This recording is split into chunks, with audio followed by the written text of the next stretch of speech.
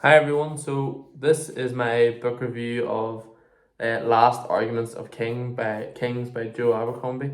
Um, what a sorry, there'll be no spoilers in this video, just so you know. What a finale to the First Law trilogy.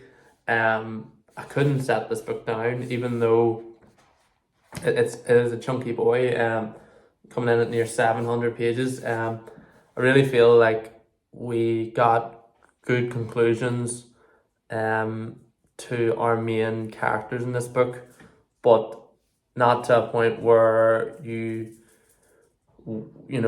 know there's another six books in this series, maybe, or five or six, bringing it up to nine books in total. And I know that the next three books after this one are standalones, and then we're going to another trilogy. And I think some of these characters come back within those books, but not as much as focused as this first Law trilogy. So if I'm just going off the first Law trilogy, I feel like we got great character arcs and conclusions for all the characters, and it was a great character study. Um, so if you really love your books to be really focused on the characters and who they really are as people, then I can't recommend the first Law trilogy enough. If you're someone who's more focused on big explosions and massive things happening and big drama scenes, um, and really in detail magical systems, then I don't know if this trilogy is for you. Though if you're all about that and you would maybe like to give it a rest for a while, but stick to the fantasy genre, then maybe the first Law trilogy would be for you.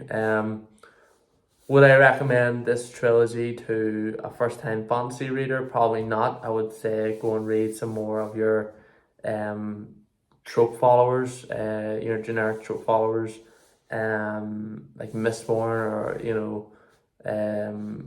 just something, just not this. I wouldn't jump straight into this. Um, but it is really, really great, and the words just jump off the page. And the author has a really good way of making you love just bad people. He makes you really like root for these really awful people. Like Glotka is a terrible person, and you really, really want him to win. Which is crazy. Same with Logan. He's terrible. His characters are all terrible. Really bad people, and yeah, you would die inside after reading these three books if something was going to happen to them. So if I haven't sold you enough on this book, then I don't know what will on this trilogy. Sorry, as a whole. But for this final third book, I felt like we got enough time with each character that it felt like a conclusion. And you can walk away now from this series if you want, or you have a couple of standalones to kind of break up the pace, and then you have another massive trilogy to read. I don't know what Joe Abercrombie's plans are for this entire series. Like, is he going to do another couple of standalones and then another trilogy, and we'll be up to like 16, 17 books? Or is this the last trilogy? Is the trilogy that's currently coming out the last trilogy? Sorry, not this first Law trilogy, but that's getting a bit off topic. I'm going to give this book a 9 out of 10 because it was amazing. I loved it. And I love the first Law trilogy in general. And there is flaws to every book. Nobody's perfect, but if you're really looking for something different in fantasy, then this series and this book, The Last Argument of Kings, is a great book. There's also a massive twist in this book. No spoilers, but I don't know if it was obvious or it was obvious who who was doing the twist, but the twist itself, I don't know. It was kind of a weird twist. It was kind of to be expected.